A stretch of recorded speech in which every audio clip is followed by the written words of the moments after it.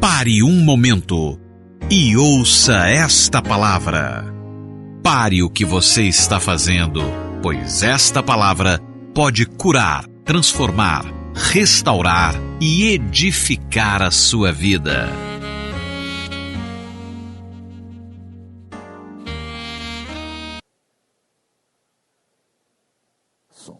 Boa noite, irmãos. A graça e a paz do Senhor esteja no seu coração. Amém? Nós íamos passar mais um vídeo, mas essas coisas nunca dão problemas, então fica para depois. De toda maneira, eu quero convidar você. Nós estamos começando nesta quinta-feira agora, no nosso culto de quinta-feira, a gente vai começar um novo projeto, voltado, talvez vai ter um estilo mais jovem, mas para todos aqueles que querem realmente participar de uma reunião voltada para mover avivamento, louvor, adoração. Então vai ter decoração, o culto vai ser todo decorado, e vai ser muito legal, totalmente diferente, ok? Os pastores de jovens aqui vão estar à frente da coordenação. Então eu quero convidar você para vir participar com a gente na quinta-feira à noite. O culto vai ser um pouquinho mais tarde, inclusive, vai ser às 8 horas da noite, e eu estou com uma expectativa muito grande. Tenho certeza que essa reunião vai rapidamente passar para o lado de cá. Na quinta-feira a gente reúne aqui em cima, no salão que a gente tem. Depois, quando não couber lá mais, a gente vem para cá. Vai ser realmente uma grande bênção, amém? Ontem nós tivemos o final da conferência, foi muito bom, abençoado. Estou vendo que tem alguns irmãos muitos irmãos estão com aquela ressaca da conferência, né? Não apareceram por aqui hoje. Pastor, comi demais, né? 7 pregações, não vou hoje no culto. É normal, acontece às vezes. Mas que bom que você veio, né? Quantos irmãos estavam na conferência? Glória a Deus, a maioria dos irmãos, e realmente foi maravilhoso. Foi, pelo menos para mim, eu fui muito abençoado. A cada conferência é realmente impressionante como Deus eleva, né, o nível do que Ele está fazendo, e a mensagem do Evangelho, da graça, tem realmente produzido um grande descanso no nosso coração, e nós pudemos fazer uma conferência em tanta paz, tanta presença de Deus, e terminar com tanta alegria. Foi tão contagiante, os testemunhos são tão maravilhosos. Eu mesmo encontrei uma moça no final, depois que já tinha terminado, e ela falou para mim um testemunho bonito. Ela falou: pastor, pede silêncio agora, amém? Falou: exatamente há 1 ano, eu estava na conferência e meu pai morreu, há 1 ano, e eu sofri muito esse ano. Ela falou: mas hoje, ouvindo a pregação, eu recebi a revelação de que eu não sou órfão, que eu tenho um pai que me ama. Estou consolada, pastor, e o melhor, né, esse pai agora não morre mais, nunca mais deixa ela. E precioso, ela estava tocada, tantos testemunhos que a gente tem recebido, de muitos irmãos que vieram, que foram tão abençoados. Tivemos irmãos até da Espanha aqui, né? E o ano que vem eu ainda vou organizar e conversar com os pastores, mas o meu desejo é fazer 5 conferências radicais livres no Brasil, que são as regiões. Então, eu quero fazer uma conferência radicais livres no norte, uma no nordeste, a outra aqui no centro-oeste, sudeste e sul, e junto com as igrejas dessas regiões. Então aqui no centro-oeste viria para cá, a parte do Tocantins vem para cá, Goiás, Mato Grosso do Sul, e os mineiros, eles são com o pé aqui, né? Eles são sudeste, mas eles são pé goiano. Então a maioria acaba vindo para cá, um pouquinho vai lá para São Paulo. Em São Paulo a gente pode fazer São Paulo, Rio de Janeiro, Espírito Santo, né? E o sul, o Rio Grande do Sul, Santa Catarina e Paraná. Falei todos? E o Nordeste, né? E o Nordeste também. E eu estou querendo criar um Radicais Livres Team. É o time dos Radicais Livres.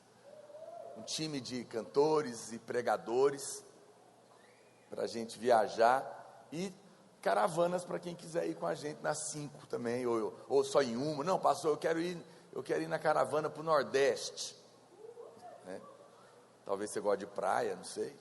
Goiano pai não gosta. E a gente fazer uma caravana. Ou eu quero ir na caravana do Sul ou do Sudeste. O que os irmãos gostariam de ir em alguma com a gente? Eu acho isso tudo muito divertido, né? Eu acho que jovem é mochileiro. E é sempre muito bom a gente conhecer irmãos de outros lugares. Então isso é muito precioso. Ore por isso. E no outro ano, 2020, eu gostaria de, então, fazer um evento. A pastora Márcia quer fazer junto comigo, lá no estádio Serra Dourada, porque ela também quer levar 10 mil crianças para lá. Talvez numa tarde, a gente fica à noite, né? A gente pode fazer o evento durante os outros, talvez 2 dias assim no ginásio, e ela aqui no prédio para a liderança, e depois a gente celebrar à tarde para as crianças e à noite para os adultos, aquele estádio, uau, 2 vezes lotado. Eu não sei, eu sou tão empolgado com essas coisas, porque quando a gente reúne, né, irmãos, para cantar, para orar, é um poder de Deus. Nossa, que ceia foi aquela ontem, né? Meu Deus, que presença de Deus. Aquela hora que a gente estava todo mundo ali de mãos dadas, gritando, Radicais Livres, Ele governa. Foi tão forte, né? Ou foi só eu que senti, ou os irmãos sentiram também? Eu fui muito abençoado, muito abençoado. O feedback de muitos irmãos foi tremendo. Então, vale a pena, se programe, né? Uma coisa até que eu quero fico pensando nas coisas, e eu fiquei vendo o que alguns irmãos fizeram. Muitos irmãos chegam na hora H e não tem dinheiro para ir, né? E eu estava vendo um irmão dar uma dica, como que ele foi, e ele não só foi, mas ele tinha dinheiro para gastar lá, o testemunho dele. Sabe como? Cofrinho. Ele fez cofrinho de moeda o ano inteiro. Passou cofrinho, porque todo mundo tem moeda sobrando. E ele pedia moedinhas para os pais, para o pai, para o tio, moeda que sobra, troquinho de moeda que você vai perdendo, né? Eu mesmo, moeda, eu dou todas as minhas moedas, todas. Eu fiz esse propósito. Eu não importa se eu der 10 reais, se me devolver 9 de moeda, é dos pobres. Fica no meu carro, eu dou para eles. Às vezes estou com muito, às vezes estou com pouca. Quando alguém me pega com muito, eu encho a mão. Aí você fala, pastor, o senhor não pode dar dinheiro para quem pede na rua, que eles vão usar droga. Eu não sei o que eles vão fazer, não. Eu sou bíblico, dá a quem te pede.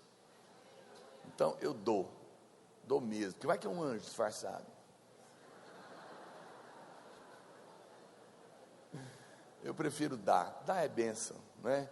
Então, junta moedinha, ensina os irmãozinhos lá, os adolescentes, pedir, chegar na época vai ser bênção, né? Hoje a gente ainda está desfilando as camisetas. Essa aqui, o pastor Rodrigo achou que era exclusiva minha, mas não é não. Essa é a coleção Polo, que eu não usei lá, não deu tempo. Romanos, alguém me perguntou, o que é esse negócio de RM aí?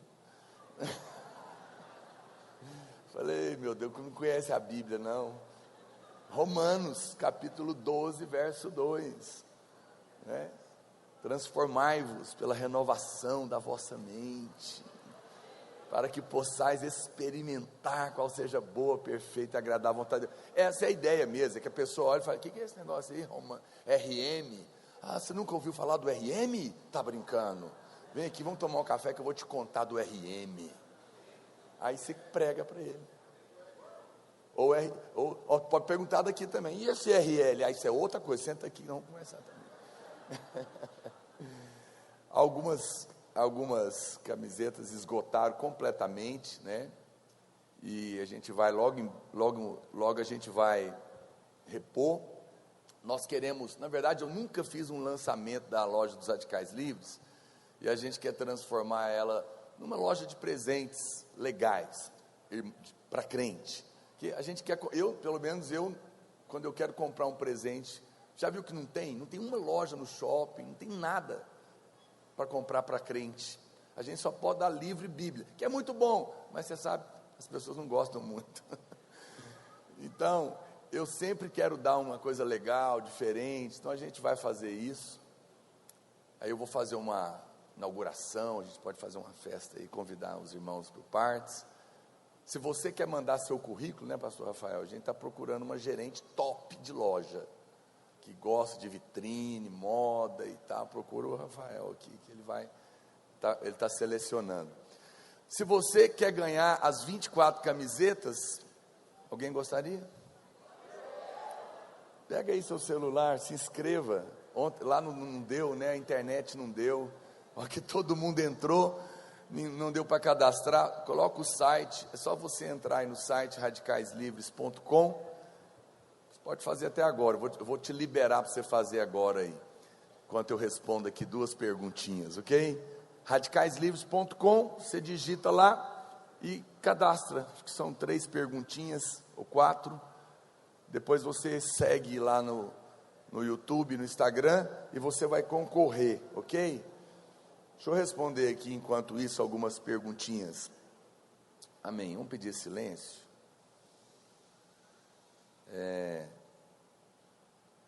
Pastor, por que não tem rap gospel no RL? Não, ele quer rap gospel no RL, ele quer que eu ponha um rap lá no Radicais Livres. Ok, eu não sou contra rap, tem muita gente que gosta, eu estimulo, faça rap da graça de Deus, né?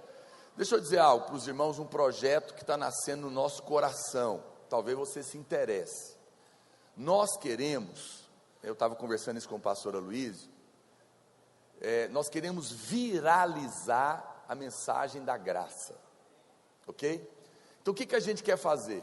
Nós queremos criar um grupo, eu vou pedir para ele, estou com vontade de encabeçar isso. Nós queremos criar um grupo na igreja, com irmãos que queiram participar disso. O que é o desafio desse grupo? É pegar a palavra de domingo, e da sua maneira, da maneira que você gosta, você vai replicar ela, você vai refalar ela, ou você vai mostrar ela de outra maneira. Então, por exemplo, eu já estou com o meu desafio. Comecei um teste, mas agora depois da conferência eu vou pegar firme. Eu estava até pensando num nome, eu acho que eu vou dar um nome do meu projeto de primeiro dia da semana. Porque eu vou falar, eu estou com o desafio de toda semana, gravar a palavra de domingo, que eu gasto 1 hora para falar, em 5 minutos. 5 minutos. Porque eu quero que os líderes de células, a maioria dos irmãos, não tem tempo, às vezes, para ouvir a palavra de novo, 1 hora. Então, eu vou refalar ela para você num insight de 5 minutos, só mostrando para você o ponto central. É um desafio para mim. Mas aí tem o Charles aqui, ó, que gosta, vamos imaginar aqui, de rap. Só um exemplo. Não errei não? Aí o Charles, ele fala, pastor, eu vou fazer um rap da palavra, toda semana. Uau, tem alguém aqui que topa uma parada dessa? Olha aí, está desafiado, você vai fazer um rap da semana, você vai pegar a palavra no boletim, você vai fazer um rap da semana. Aí a Jordana, ela quer fazer contando história para criança. Ela vai pegar a palavra e em 5 minutos ela vai ministrar a historinha da pregação para as crianças, na língua que ela entende, mas o mesmo conteúdo. O Rodrigo, ele já é um cara mais assim, universitário, né? É um cara assim, né, cabriocrático, mediovráulico, helps, inoxidável. Então, ele vai escrever uma versão revista e atualizada no Twitter, com 140 caracteres. Tem uma mulher, ela escreveu um livro inteirinho, só no Twitter, sabia? Todo o livro inteiro. Então toda semana ela tuitava. Aí depois todos aqueles twitters viraram um livro topíssimo. Muito legal a ideia dela. porque tem muita gente que curte Twitter, e aí você pode falar, pastor, então eu vou twittar a palavra toda semana. O outro gosta de PowerPoint, um cara mais organizado, é professor, então ele vai expor a palavra em 20 PowerPoints. Quem está me entendendo a ideia? Eu estou aqui falando, mas você pode ter 1000 ideias. Você é cartunista, você gosta de desenhar, você pode expor. Então nós vamos criar esse grupo, vamos coordenar ele, e você que vai falar, veja, não sou eu. Pastor, eu também quero falar em 3 minutos, eu quero fazer de 1 minuto para o Instagram. Loucura esse, hein? Mas, ótimo, pode fazer. E aí você vai publicar isso nas suas redes sociais, vai mandar para os seus amigos, mas também a gente pode criar uma plataforma, talvez o próprio site da igreja, ou a gente cria um canal disso, e coloca todo mundo lá também, e daqui a pouco isso viraliza, e todo mundo começa a entrar e ver a palavra de várias maneiras. Quantos estão achando legal essa ideia? Eu acho que nós precisamos de ter essa criatividade. A internet hoje é uma ferramenta, tem muitas ferramentas, e eu acho que a gente precisa espalhar a palavra. Então, o pessoal que gosta do rap aí, está liberado, pode.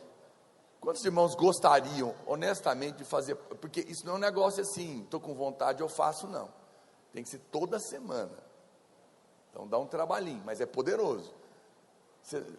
Talvez você nem sabe exatamente o que você quer fazer, mas quantos gostariam de participar dessa equipe comigo? O Rafael aqui diz que o PowerPoint é com ele gosta mesmo. Maravilha, então você vai dar o nome, ok? Você que quer participar, dá o seu nome, o seu telefone para o seu pastor, e se você já sabe o que você gostaria de fazer, você põe também. A gente vai fazer um cadastrozinho, isso vai ser bem legal. Eu estou muito animado com isso. Eu amo pregar a palavra de Deus, irmãos. Voou aqui um papel, parece que tinha um papel, cadê aquele que o camarada fez uma pesquisa profunda? Está debaixo do celular. Eu pedi para o Vinícius ler, porque olha o tamanho da letra. 50 anos, meu irmão, não dou conta de ler não. Paz, ele fez uma pesquisa profunda aqui. O pastor Vinícius, lê aqui para mim, pastor, que eu não vou dar conta de ler não. Pastor, boa noite. O senhor poderia tirar uma dúvida que tenho, por favor? Em Eclesiastes 10:2, afirma-se que o coração do sábio o inclina para a direita, mas o coração do tolo o inclina para a esquerda. Esses termos direita e esquerda possuem alguma conotação política na palavra? Veja bem, calma, gente. Veja bem, minha dúvida é de ordem cronológica, visto que os termos direita e esquerda foram adotados na política pós 1789, período em que iniciou-se a Revolução Francesa, e os girondinos e os jacobinos sentaram-se respectivamente à direita e à esquerda no salão da Assembleia Constituinte. O livro de Eclesiastes foi, ao que tudo indica, escrito no final do reinado de Salomão, em aproximadamente 935 a.C. Sendo assim, em Eclesiastes 10:2, os termos direita e esquerda seriam orientações políticas? Obrigado.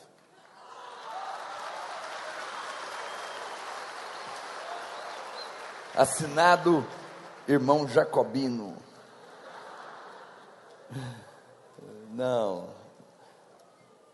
Não são, não. Ainda que a Bíblia fala também, você não colocou aqui, mas eu vou te ajudar a acrescentar, quando a Bíblia fala, ela fala, põe as ovelhas à direita, os cabritos à esquerda. A Bíblia que fala. Não tem conotação política isso não, mas, coincidentemente ou não, a esquerda realmente ela tem valores frontalmente contrários na sua ideologia à palavra de Deus. E você, como cristão, não deveria votar. Você é livre, ok? Você é livre, você vota em quem você quiser, mas não coloque a política acima da Bíblia. Não faça isso.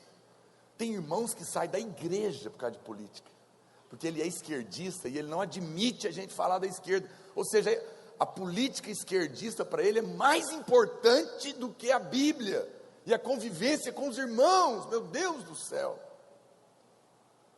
como é que pode um negócio desse? Morra pelo reino de Deus e mete o pé na política, se necessário for, mas pelo amor de Deus. Eu fico assim pensando, eu acho que isso tem a ver com a minha pregação de hoje, que eu vou falar, da prova da fé, não é? Porque tem muitas pessoas que dizem que crê, mas nunca nasceu de novo. Porque o diabo crê também. Você sabia que o diabo é crente? Hoje eu vou mostrar para você a fé dos demônios e a fé de Deus. É uma diferença. Mas não nasceu de novo, né? Então, deixa eu te dizer algo. Seja pela palavra, meu irmão. Confronte qualquer ideologia esquerda que vá contra a palavra de Deus. Não vote em gente assim. Não vote. Diga amém, por favor. Não vote em pessoas que faz lei para ir contra a palavra, contra os valores da família, né? Escolha pessoas coerentes na hora de você votar. Amém? Claro que nós não acreditamos que a política tem poder nenhum para mudar o nosso país. Nós, como igreja, não nos envolvemos partidariamente, mas nós não somos arredios a nos envolvermos politicamente. Qual que é a diferença? Não fazemos campanhas partidárias, mas nos posicionamos politicamente por valores, ok? Então, há irmãos teve irmãos, principalmente de manhã, mandaram criticando o pastor Aloysio, porque ele fez uma carta, a reunião de líderes, para falar as coisas. E aí alguém falou, é um absurdo a igreja apoiar candidatos. Deixa eu dizer, a igreja não tem apoio a ninguém. Quem apoia sou eu, é o pastor Aloysio, como pessoa, cidadão, que tem direito de apoiar quem quiser. Então nós, pessoalmente, podemos apoiar, não tem nenhum problema o fato de eu ser pastor, e falar, eu apoio essa pessoa, porque eu acho que ela é correta, que eu acho que ela é boa para o propósito da nossa família, da vida da igreja. Então isso não é errado, você precisa ser maduro, não fique entre aqueles que é proibido falar disso, né? Tem irmão que ofende, porque na época de campanha, o irmão, que é candidato, pede voto, mas a pessoa é tão maravilhosa e importante, que ela se ofende alguém pedir voto para ela, e ainda fala assim, e só vem procurar a gente de 4 em 4 anos, porque eu não sei se você sabe, só tem campanha de 4 em 4, ele não vai ficar pedindo voto para o seu ano inteiro, Deus que me livre, aí, há 4 anos pedindo voto é ruim, né? Ainda bem que é só de 4 em 4, agora não se ofenda, irmão, meu Deus, você vai pedir voto para quem? Então tem irmãos que são tão casquinha de ovo, isso é justiça própria, é porque você se acha muito melhor do que um político, né? Mas para com isso. Tem pastor que rouba? Então não tem? Tem pastor que adultera? Por isso nós vamos largar a igreja? Eu não vou mais mexer com a igreja, olha lá. Não, se o pastor roubar, porque falaram isso, mas como é que o senhor põe o seu nome para apoiar um candidato? E depois, se ele entrar na política, o poder corrompe. E ele se corromper, mas se ele se corromper, na próxima ele está fora, eu não voto nele. Por isso eu vou abandonar, o negócio já está podre, e eu não vou tentar colocar gente boa lá? Então, da mesma maneira, pastor rouba, pastor adultera, tem médico que rouba também, viu? Trai mulher, adultera. O que tem que fazer se ele errar? Tira e põe outro. O pastor aprontou, perdeu, largou de ser padrão, a gente não abandona a igreja, a gente coloca outro pastor para cuidar. Aí ele apronta de novo, a gente põe outro de novo, apronta outra vez, a gente põe outro de novo. Até quando vai ficar trocando? Até a glória vir. Mas nós não vamos desistir. Agora, só porque tem um negócio podre eu vou largar para lá? Não, eu sei que o mundo jaz no maligno, vai de mal a pior, mas enquanto nós estivermos por aqui, nós vamos ser sal no olho do diabo. nós vamos resistir. Se tiver alguém comigo, amém. Senão eu vou assim mesmo.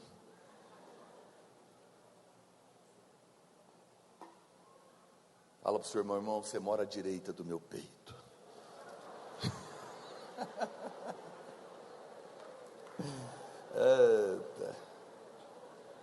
Ok. Deixa eu ajudar aqui, mas deixa eu ajudar um rapaz apaixonado aqui. Eu vou ganhar um bombom se acertar de que rede que é. Quem acha que é? Qual rede que é? Micael, é claro. É a rede do amor. Pastor Micael, ajuda ele. Pastor, eu quero pedir paciência para os adultos, são muito bem-vindos. É que esse culto à tarde é um culto de jovens, então eu tenho que tratar os assuntos deles aqui, ok? Eu vi uma irmã servindo no Domingo Kids. Podia ter uma música de fundo aqui, né? E eu estou interessado nela, pois só de olhar para ela, eu vi muita unção.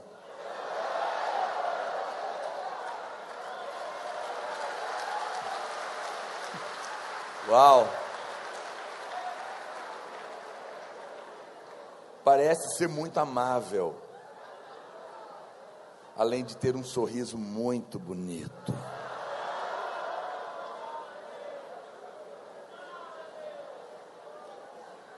Eu pedi para uma das minhas discípulas descobrir quem é ela. Mas a única informação que eu consegui... será que eu posso falar o nome dela? Posso, né? Uai.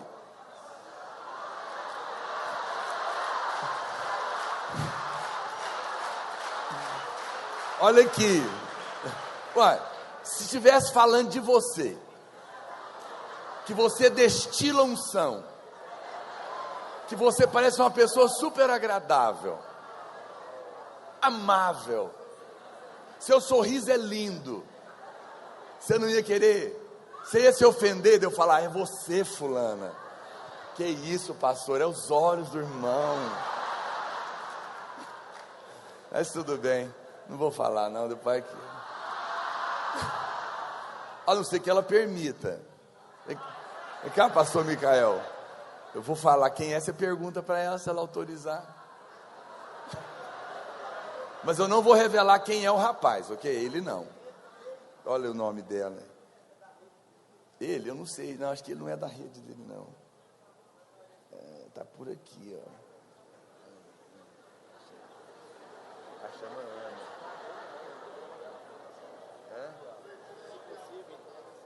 Não, aqui, ó.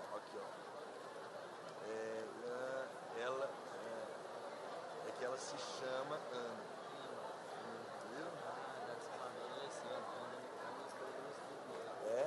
Pergunta lá para ela. Ele vai perguntar para ela. Ok. Ninguém olha para lá. Conversa pelo WhatsApp. Pergunta pro WhatsApp. Aí, os irmãos são ótimos. Bom, eu não vou dar a dica. Aqui tem uma dica, que é o nome da discipuladora.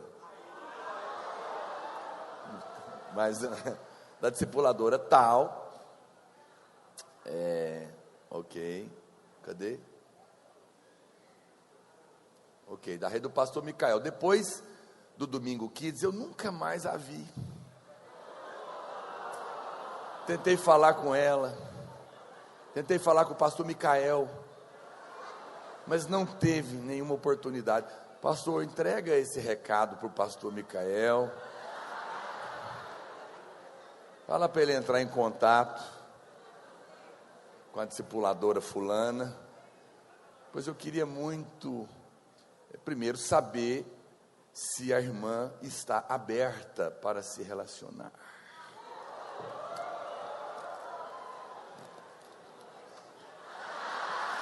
Entrega lá o bilhetinho pro Micael, tem um telefone dele aí. Eu sou um pastor casamenteiro, eu quero ajudar os irmãos a casarem, amém? Eu sou o servo de Abraão. Casar não é fácil, então a gente tem que ajudar. Quantos irmãos concordam que a gente tem que ajudar? Tem que ajudar. Ela não deixou falar, então tá bom. Mas é só você olhar, a que você vê com um sorriso bonito, destilando unção naquela rede ali, é ela, gente. Dá uma olhadinha do lado.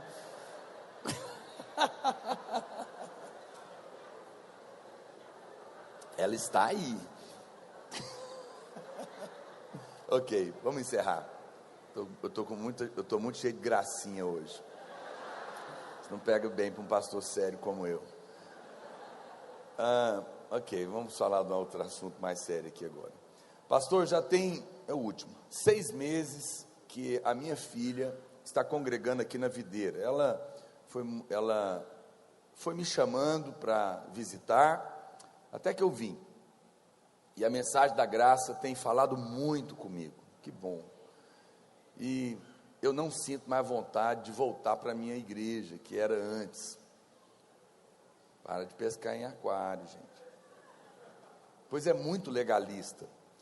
Mas o meu marido está espiritualmente desanimado. Não vai nem lá, nem na outra igreja, né? Não vai lá, e nem tem vontade de vir aqui, por causa das mentiras que falam a respeito da videira para ele.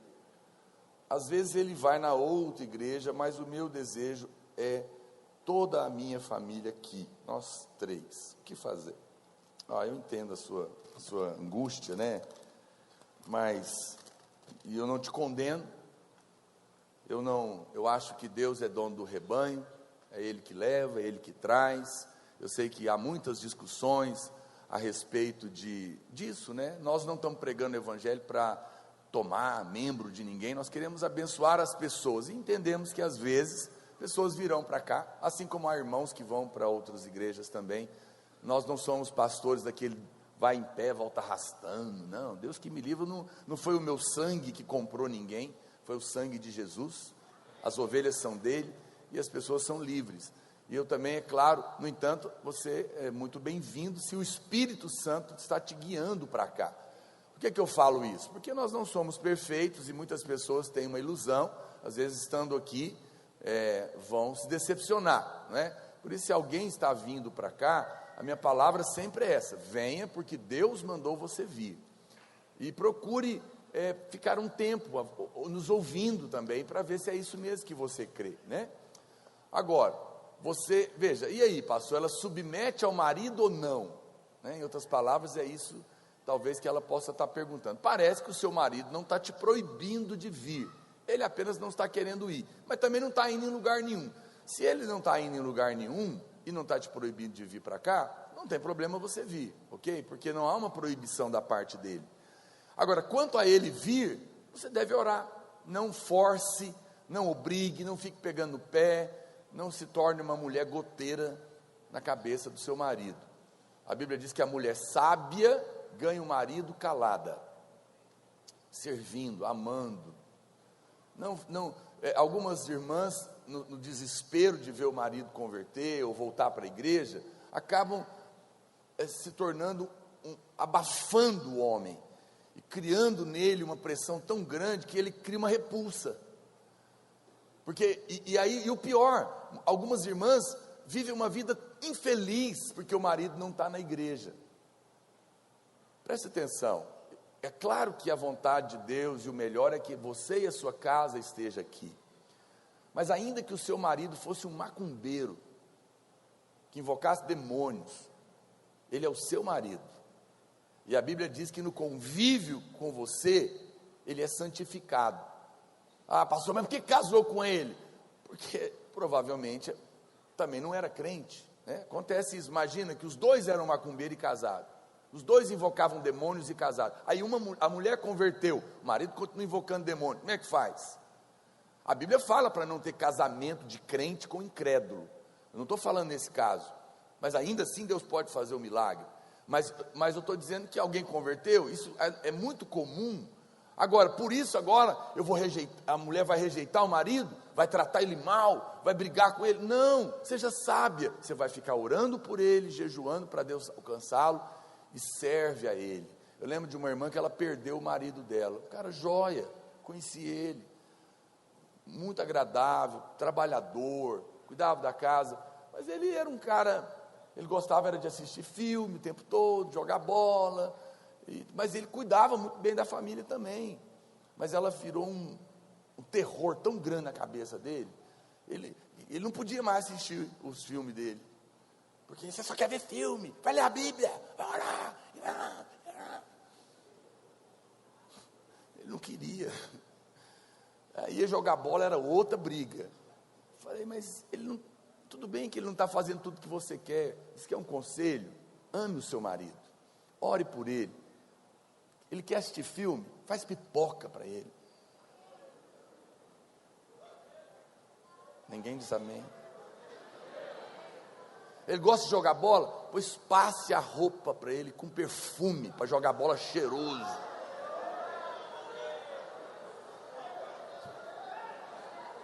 As irmãs aqui não tem coragem de falar amém, estão olhando, estou vendo aqui na cara delas. Agora, eu não estou falando para o camarada viver a vida longe da mulher, estou falando que o amor, as pessoas são ganhas pelo amor, não é na vara. Então, ama o seu marido. Vou dar uma dica então para você, minha irmã, solteiros, fecha o ouvido. Deixa ele ver que depois que você passou a vida aqui, você se tornou uma mulher mais feliz, que está te fazendo muito bem, e toda, não sei se eu falo, vocês têm que ser jovens, maduros, oh Deus, depois eu vou tomar pedrada, mas é casado, então eu tenho que falar para o casado, né? Seja sábia.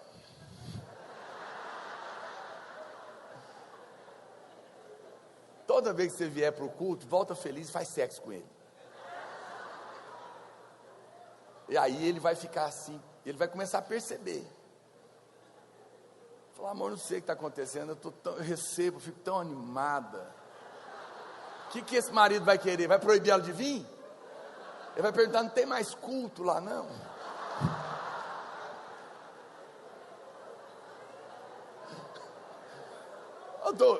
É pecado eu falar isso? Não, isso é sabedoria.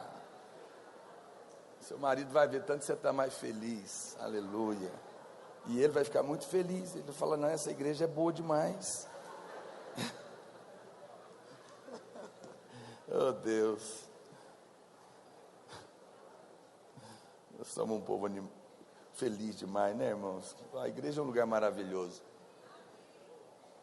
Nós temos liberdade, diga comigo, para os santos, tudo é santo, para os puros, tudo é puro.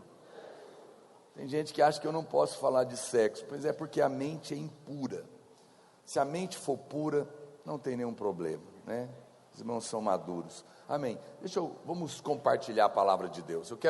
Hoje nós queremos falar a respeito da verdade do livro de Tiago, especialmente o capítulo 2, nós temos sempre procurado, agora não converse mais, amém? Nós temos sempre procurado tirar toda e qualquer argumento que aparentemente queira contradizer o ensino do Evangelho da graça e da justificação pela fé, que é o Evangelho, que é o mover atual de Deus.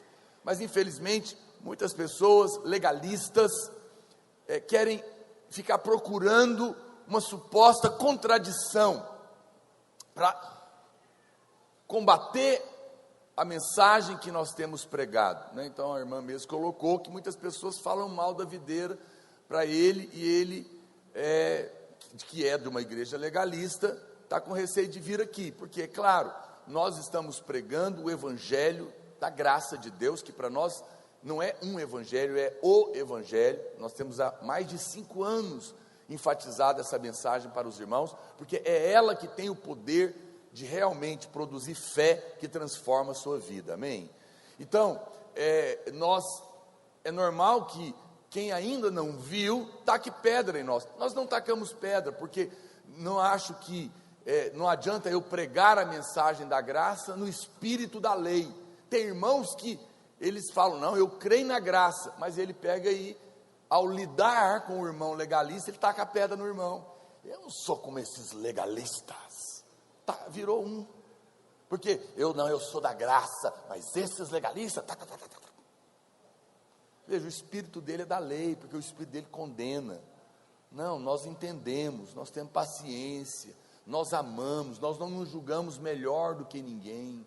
Nós apenas estamos crendo na verdade que mudou a nossa vida. E talvez a gente viu primeiro, até porque Deus dá primeiro para os maiores pecadores.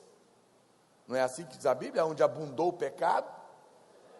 Então, se chegou primeiro para nós, é porque nós éramos muito pior que eles. Porque nós éramos pacientes na UTI. Então, eu não julgo melhor que ninguém. Mas é necessário lutar pela mensagem, para que ela seja cada vez mais clara no seu coração. Então, o objetivo da nossa mensagem hoje é duplo. Um é responder à dúvida da palavra de Deus, porque na Bíblia às vezes existem aparentes contradições, mas a Bíblia não se contradiz. Se você for simples com a palavra e for humilde, quando você vir uma aparente contradição, acalme o seu coração. Não diga, é contradição na Bíblia. Apenas diga, não, tem algo aqui que eu não estou entendendo. Parece uma contradição, mas eu vou procurar entender. E você vai procurar ajuda, ou vai pesquisar, e você vai descobrir que a palavra de Deus é maravilhosa. A Bíblia explica a Bíblia, e nós podemos ver toda a verdade que está sendo contida, que está ali.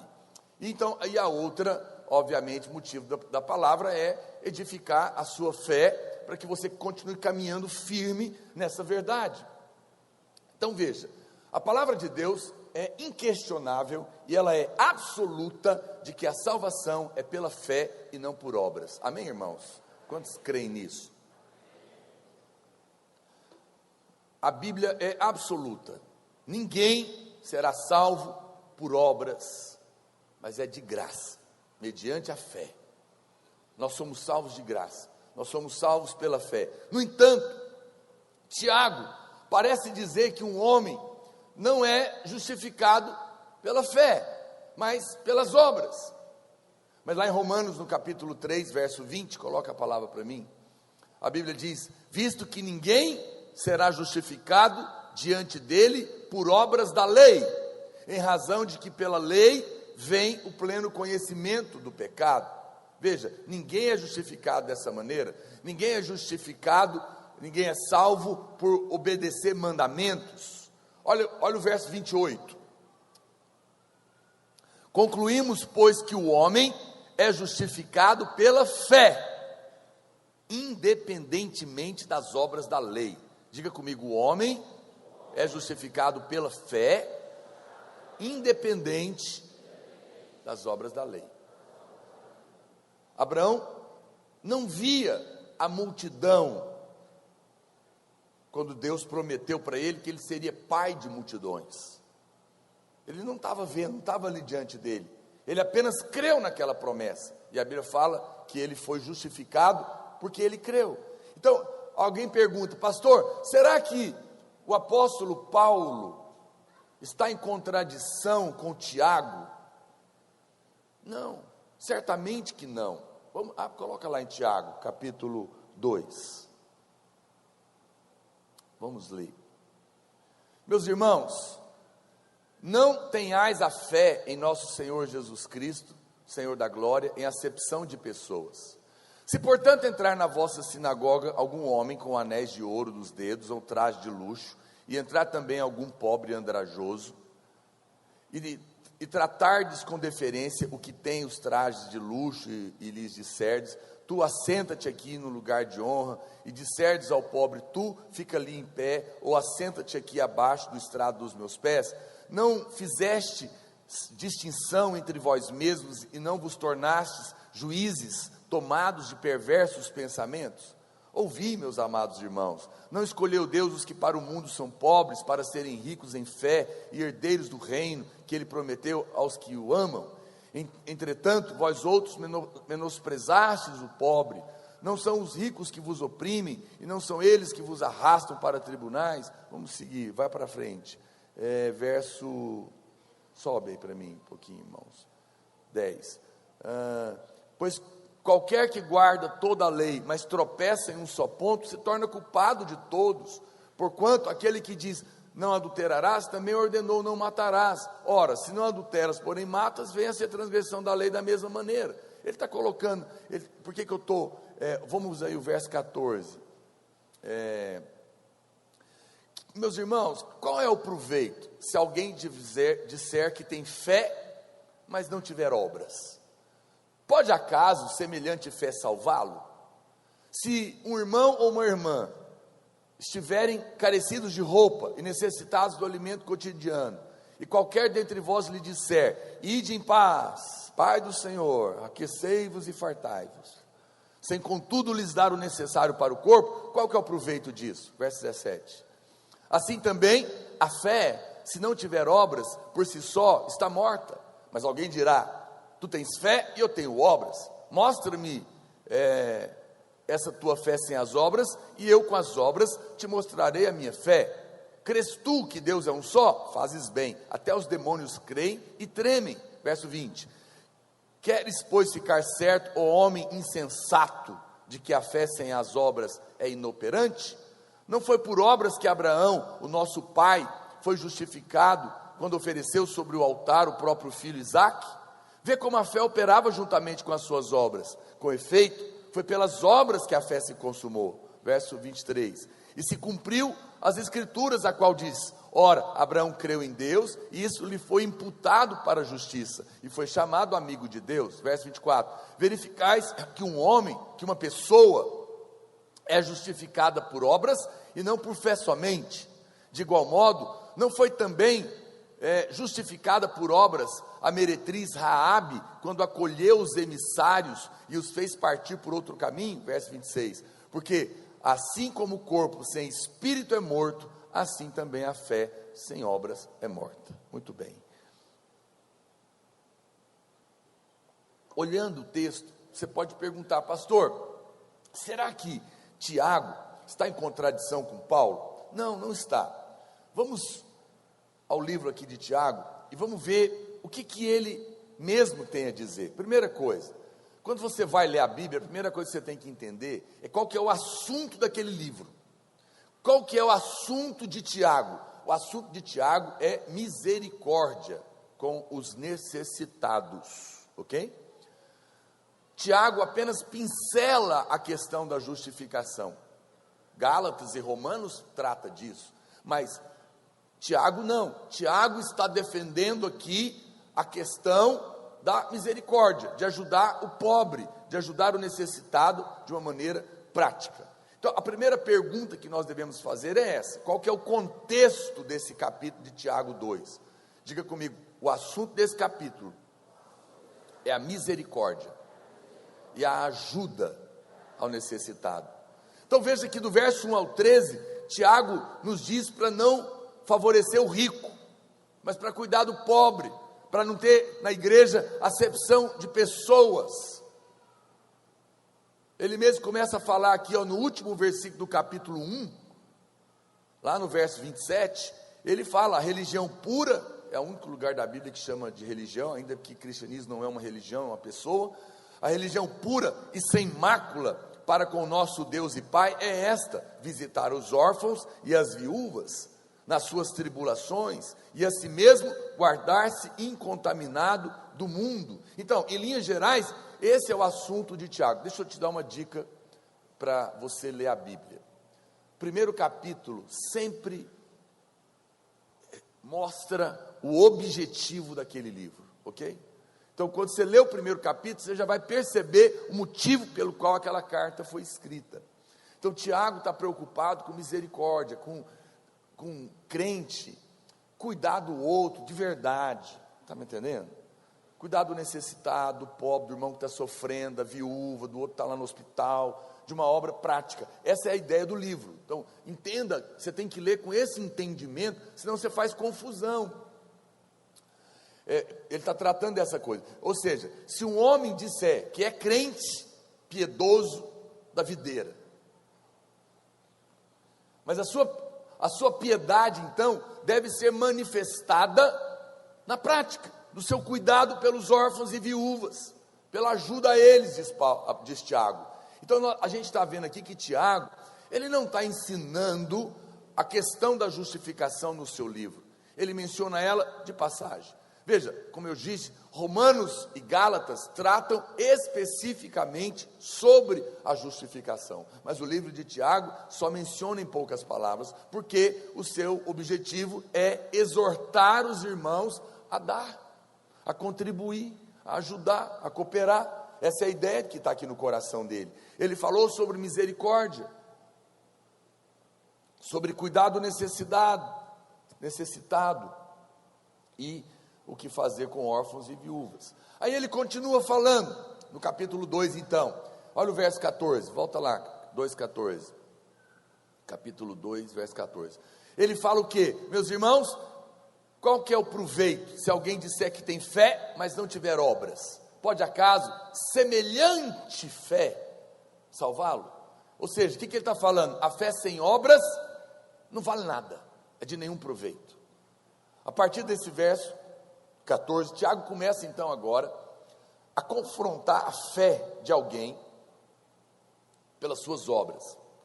Repare que Tiago não afirma se esse homem é crente ou não. Ele não está dizendo isso. Ele só diz que este homem diz ter fé. Paulo diz que aquele que crê é justificado. Ele não diz que aquele que diz ter fé é justificado. Ele diz que aquele que crê de verdade é justificado. Ninguém é justificado ou salvo de verdade apenas por dizer que crê. Tem muitas pessoas que a gente conversa, você prega Jesus para ela, o que ela fala? Não, eu já tenho Jesus no meu coração. Não é assim? Eu creio. Muito bem. Às vezes eu gosto de perguntar, é mesmo? Que bom então. Que dia que ele entrou? Como assim que dia? Eu já nasci com ele.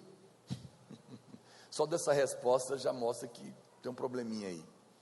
Porque ninguém nasce com ele. Todos os homens nascem filho das trevas. Eu sei que isso não é politicamente correto falar, mas é a verdade da Bíblia. Todos pecaram e carecem, estão destituídos da glória de Deus. Todo homem nasce pecador. As criancinhas não, deixa acabar o leite do peito da mãe para você ver o que ela faz, mete o dente. E a primeira palavra que ela aprende é meu, minha, dá. E chora. Criança é a maior expressão do pecador. Você está chocado, né? Porque ela não é como nós, ela não está preocupada em esconder, por isso ela bate. Não precisa ensinar a criança a bater. Olha para a mamãe vai ensinar como que bate na cara. Ela já sabe, quem ensinou ela a bater? Mas tem que ensinar a beijar. Mas não precisa ensinar a morder, precisa? Meu papai vai te ensinar, quando o amiguinho tomar o carrinho, taca o dente dele. Não precisa. Criança sabe morder, sabe bater, sabe chorar, dar birra, mordendo o peito da mãe quando acaba o leite. Quem que ensinou isso para ela? Adão. É Adão que ensinou para o anjinho. É que o anjinho não é educado, então ele mostra quem ele é. Aí você vai crescendo, você vai ficando domado, né?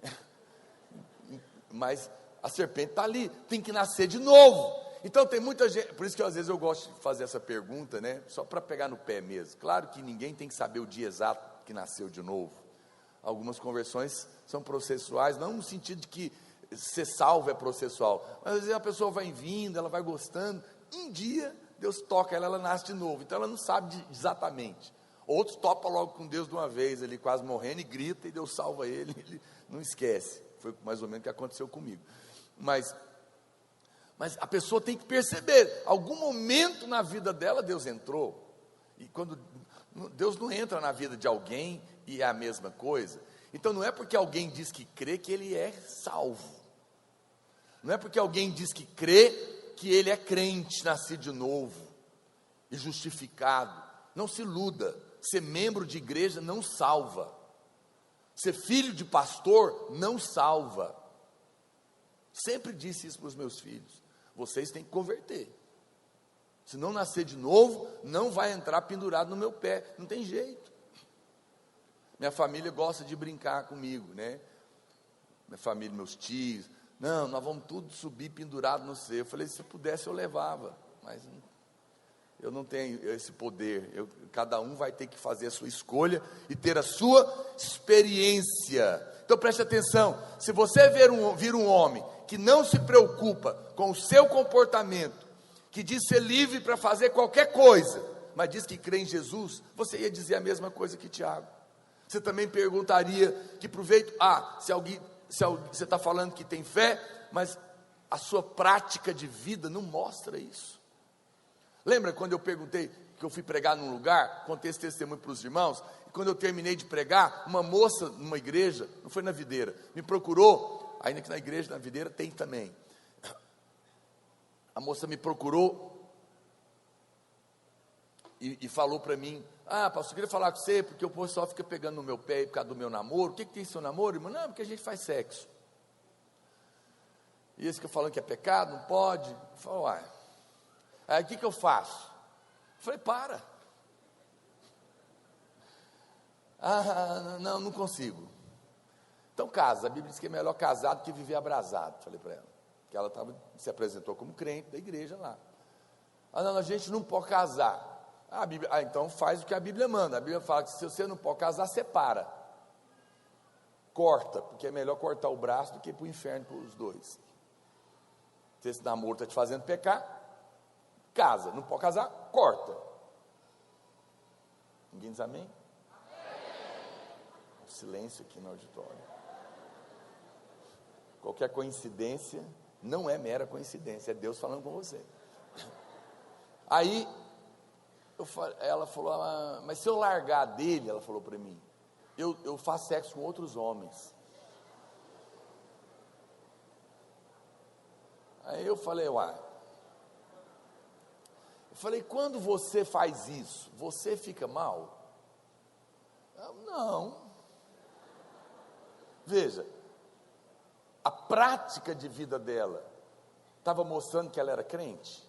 Não, porque a Bíblia diz que quem nasceu de novo peca. Peca, às vezes acontece, mas vive nessa prática? Não, o pecado é um escorregão, porque o que está nele agora é a divina semente. Porque o povo lá fora, eles acham que vocês, crentes, e eu também, nós somos tudo um povo reprimido, dentro do armário. Não estou falando do armário gay, não. Do armário do pecado. E que nós estamos loucos para rolar na lama, porque nós somos tudo porco, enrustido. Não somos não, nós somos o povo mais livre que tem. Você sabe o que é liberdade? Liberdade é poder escolher. Tem alguém amarrando no seu pé para impedir você de prostituir? Tem algum pastor te vigiando 24 horas? Estou te vendo. Não, se você quiser ir, você vai para onde você quiser, não tem ninguém te segurando, não. Agora, você é livre, então, não deveria, mas se você quer ir para o pecado, você vai, ninguém vai te amarrar. Mas se você não quiser ir, porque você tem o Espírito, você também não vai, porque você não é escrava do pecado. Agora o ímpio não, tira do ímpio, cachaçada, sexo, farra, droga, entra em depressão, porque é escravo, não consegue viver uma vida normal, sem prazer de pecado na vida dele, ele fica oprimido. Então quem que é livre? Nós que somos livres, porque nós podemos escolher, e nós escolhemos não ir, porque o nosso vinho é melhor, é superior, nós não precisamos viver escravo de nada. Então presta atenção, não é porque alguém está dizendo que é crente, que é aquela moça, as obras dela, a prática dela, estava mostrando que ela cria da boca para fora. Ah, mas quem é você para julgar a minha fé? Eu não sou nada. Não sou eu que digo se alguém é crente ou não. Não sou eu que digo se é salvo ou não. No entanto, a Bíblia diz que pelos frutos conhece a árvore. Ninguém pode dizer que nasceu de novo e continua sendo safadão.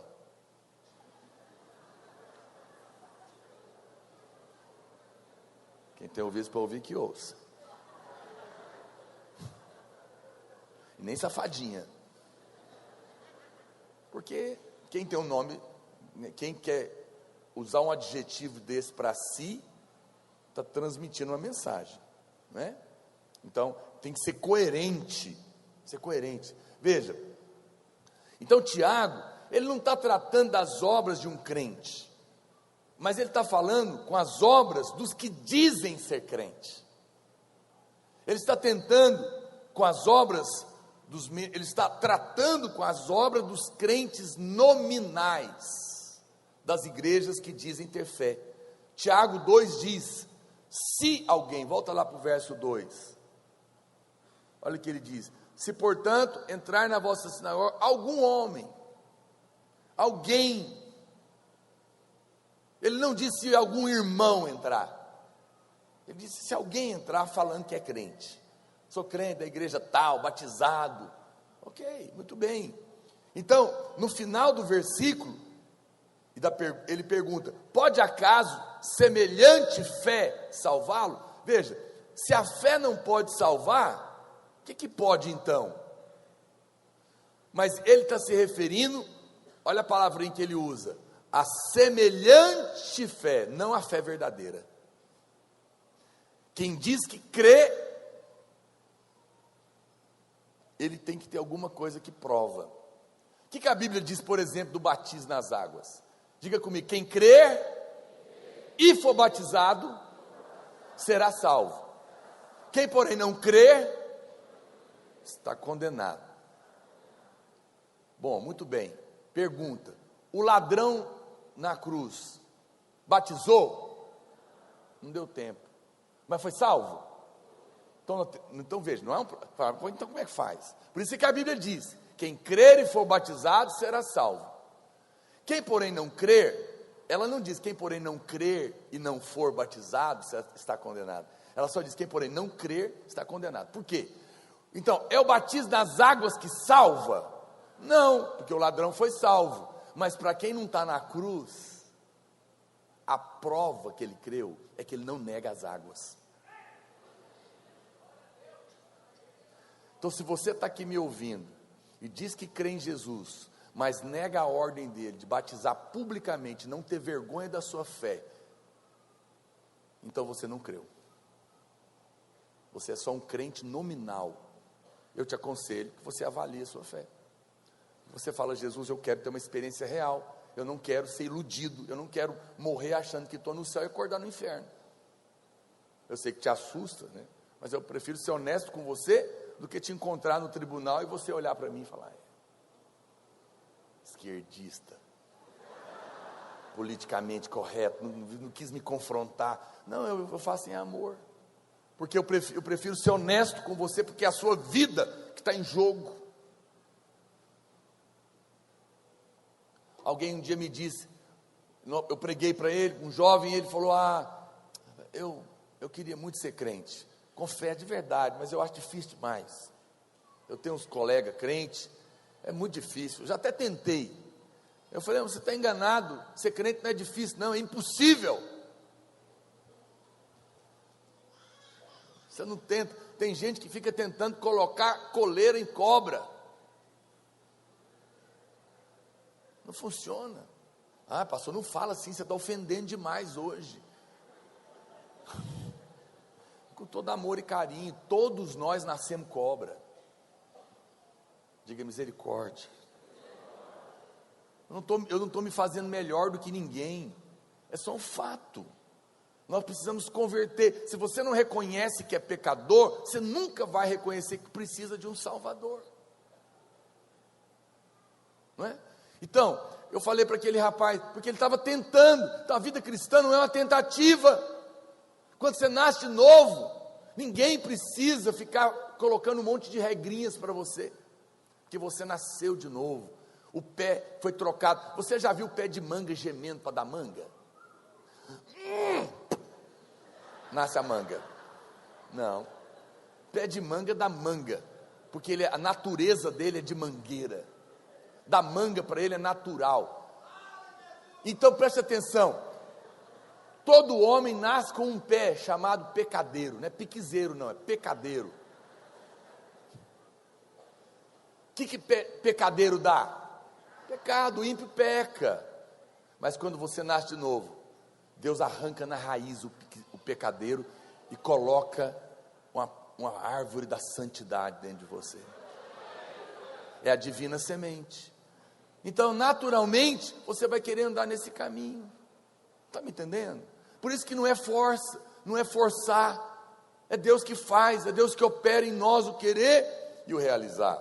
Então, preste atenção.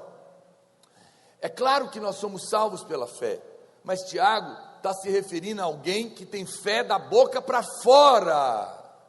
Uma fé apenas da boca para fora não pode salvar ninguém. Preste atenção, te falo hoje com muito amor e carinho. Se você está me visitando, me perdoe, mas se você diz que tem fé, eu falo isso para você com amor e carinho. A Bíblia, não sou eu. Eu sei que Tiago é um livro um pouco duro, porque Tiago, ele é como alguém que já falou 20 vezes para a pessoa, e ela não quer ouvir. Tiago está dando uma sacudida no sujeito. Fala, presta atenção, vamos parar com essa palhaçada aqui. Você fica esse negócio que crê, que é crente também, tem nada a ver. Então, prova. Para Deus precisa provar? Não. Deus vê o coração. Então, mas para homem precisa. Você não pode ficar querendo dizer que mas a sua prática de vida não condiz com a sua realidade. Isso não é moralismo, presta atenção. Eu não tenho que ficar pedindo para cachorro provar que a cachorro ele é. Eu não tenho que ficar provando para uma criança provar que ela é gente, ela é. Eu estou vendo a prática dela. Cada ser tem a sua prática. E alguém que não nasceu de novo, ele tem práticas que mostram que ele não nasceu de novo. Mas alguém que nasceu de novo, criança às vezes, como eu já falei várias vezes com os irmãos, criança é um negócio assim incrível, né? Ela cai o catarro do nariz quando ela está gripada, né? Aí ela chupa o negócio para trás. É um negócio nojento. Às vezes ela vai no banheiro e acha que fezes é biscoito, chocolate. Tem crianças que fazem isso, mas é porco? Não. Às vezes crente, nascido de novo, faz umas coisas estranhas. Faz, mas a gente percebe que ele é crente. Ele é crente, ele só está crescendo. Ele só está crescendo. É diferente, quem está me entendendo? Então, porque se eu falasse, você é crente, não pode errar, eu sou um legalista. Não é disso que eu estou falando. Mas o pecado na sua vida não é prática, é um acidente. E está pago, aleluia. Fique em paz, Jesus é que te liberta. Fala com Ele que Ele liberta você, porque o pecado é um fardo para nós. Por que o pecado é um fardo para nós? Pecado para nós é como se eu fosse um pé de abacate dando caju. É uma aberração da natureza, coisa estranha, não é? Mas não. Então, por isso Deus não quer que você viva na prática do pecado, porque ele é uma praga na sua vida. Olha o que diz verso 15, 16. Então Tiago fala o quê? A fé, diga comigo, a fé sem obras é morta. Se um irmão ou uma irmã estiver carecido de roupa e necessitado do alimento cotidiano, e qualquer dentre vós lhe disser, ide em paz, né, faz aquela cara profética, aquecei-vos e fortalecei-vos, e fartai-vos, que seja cheio a sua barriga, e que você consiga uma roupa, sem contudo lhe dar o necessário para o corpo. Qual que é o proveito disso? Ele está falando aqui, Tiago dá uma ilustração, ele está dizendo que esse homem que diz ter fé, ele diz aos irmãos que estão passando necessidade, vá em paz, aquecei-vos e fartai-vos. Se você pergunta a essa pessoa, por que ela está falando isso para os outros, ela vai dizer, não, é porque eu tenho fé. Sabe o que ele está dizendo? Tiago está zombando, né? Ele está falando assim, você é daqueles que dizem assim, você está com fome, com frio. Meu irmão, em nome de Jesus eu te declaro, vá, que indo vai aparecer uma roupa em você, e o seu estômago milagrosamente ficará cheio de comida. Palhaçada, né? Piada. É isso que Tiago está falando, isso é piada, que conversa é essa? Se o seu irmão tiver fome, não adianta orar não, dá comida para ele. Está com frio, faz oração não, compra um agasalho para ele. Quem está me entendendo, diga amém. Então Tiago está confrontando a fé. Ele está confrontando essa conversa espiritualista, mas que não é espiritual, que não tem realidade. Tiago está falando de um tipo de fé que crê que esse estômago vai ser automaticamente cheio. Ele completa dizendo, sem contudo lhe dar o necessário para o corpo, não tem proveito. O próprio Tiago, o propósito dele não é falar sobre a justificação, mas é exortar os irmãos a terem uma atitude prática. O nosso amor para com os irmãos não deve ser somente com palavras. É isso que Tiago está dizendo, ele tem que ser acompanhado de ações práticas. Então, se você está vendo um irmão necessitado, põe a mão no bolso e ajuda. Alguém pode dizer amém? Amém. Tiago é contra alguém dizer, vá em paz, porque eu já criei por você. Não, ele está dizendo o contrário, ele está falando agora é a sua vez de crer. Porque vamos imaginar uma situação aqui, o irmão está passando fome, ok? E você também está desempregado, mas você só tem R$30 no bolso que você ia almoçar. Aí você encontra o irmão necessitado passando fome, e ele falou, irmão, você não pode me ajudar não, estou com muita fome. O que Tiago está falando? Agora chegou a sua vez de mostrar sua fé, porque você vai dar o seu dinheiro para ele, vai ficar sem, e vai ter que crer que Deus vai prover a comida para você, porque você vai dar para ele. Está entendendo? Ai, Senhor, me livra, que eu só estou com 10 hoje.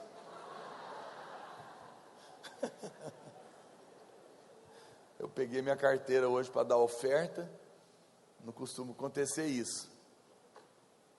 Cadê ela, Tati? A hora que eu fui olhar, só tinha uma nota. Eu pensei, falei, nossa, se eu der, eu vou ficar sem. Acho que era a fé, né, que Deus estava testando. Eu falei, e agora? Como é que vai comer depois?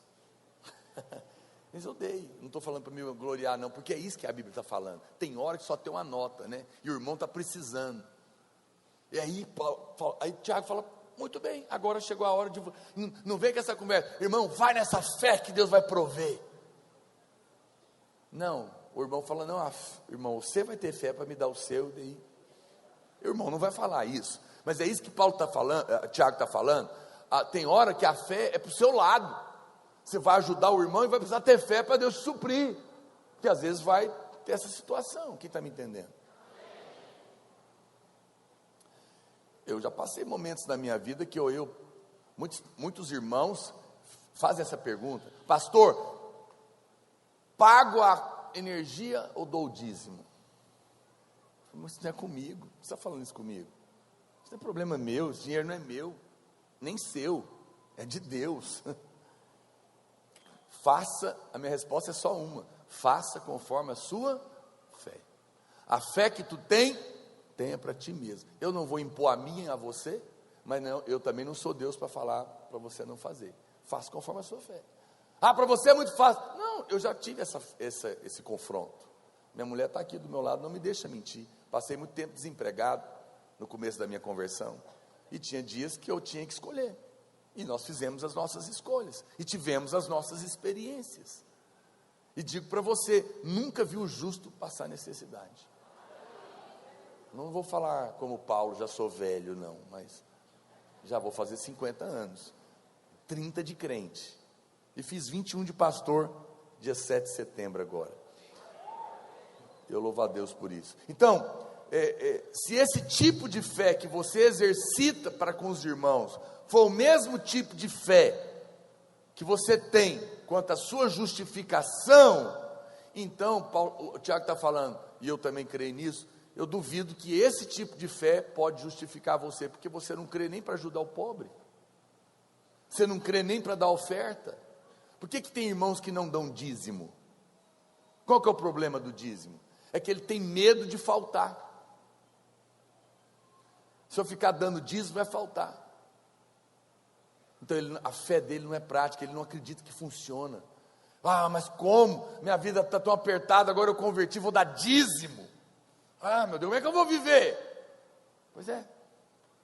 Não é incrível isso? Eu louvo a Deus. Eu falo com liberdade para os irmãos, sou dizimista há quase 30 anos. Quando eu me converti, meus amigos do mundo falaram para mim, e aí, o pastor já está roubando 10% do seu salário? O diabo é.